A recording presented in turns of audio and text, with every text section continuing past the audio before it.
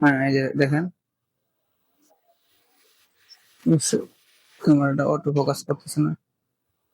হ্যাঁ, ফোকাস করছে। এই দেখেন 606 একটা ট্রান্সফরমারে কিন্তু ইয়ে করা আছে। হ্যাঁ, বুঝছেন 606 এর একটা ট্রান্সফরমার একটা ইয়ে করা আছে। আর আমাদের যে সার্কিটে কিন্তু 606 এ কোনো ট্রান্সফরমারের কোনো ইয়ে নাই। জাস্ট এই জায়গায় একটা পিটি সিস্টেম করা হয়েছে আর কি। হ্যাঁ, আগের সার্কিটে কিন্তু সফার সিস্টেম ছিল, চার্জিং ভালো, অনেক চার্জিং ভালো। সফার সিস্টেম আমাদের এটাতে আছে। আবার এমওসি 30 কিছু করছি, যাদের যেটা সুবিধা যেটা ভালো মনে হয় এটা আপনি করতে পারবেন।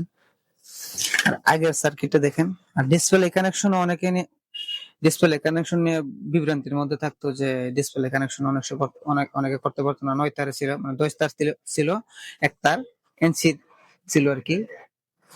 এই 9 তারের কানেকশন গুলা কিন্তু আগে অনেকে করতে পারতো না। এই যে 9 তারের কানেকশন আমরা কিন্তু এটা 12 তারে করছি। হ্যাঁ, 6 তার মানে ডিসপ্লেতে কোনো ধরনের রেজিস্টার লাগাইতে হইব না বা কোনো ধরনের জাম্পার দিতে হইব না। এই জায়গার মধ্যে শুধু এই যে ডিএসপি 2 মডেলের ডিসপ্লে যে সিস্টেম বা 9.5, শুধু কানেকশন গুলা দুই সাইডে 1 থেকে 6 পর্যন্ত আর 11 থেকে 16 পর্যন্ত। হ্যাঁ, কানেকশন গুলা দিলেই হইতেছে। আগের সার্কিটটা দেখেন, আগের সার্কিটটা কত বড়। এখন কিন্তু সবারই মোটামুটি সবাই কিন্তু বডি শুরু করছে আগের থেকে, অনেক ছোট কিন্তু বডি করছে।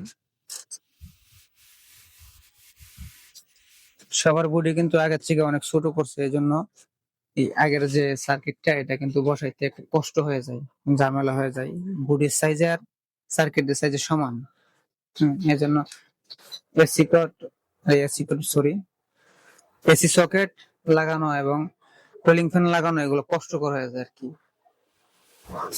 বা আরো আদার্স যে সুইচ গুলো আছে এগুলো লাগানো কষ্ট করে যায়। দেখেন আমাদের একই পিসিবি, একই সফটওয়্যারের একই কাজ, একই সবকিছু কিন্তু সেম। হ্যাঁ, সার্কিটটা দেখেন কতটুকু ছোট, কতটুকু ছোট আমরা যদি দেখি। এই যে দেখেন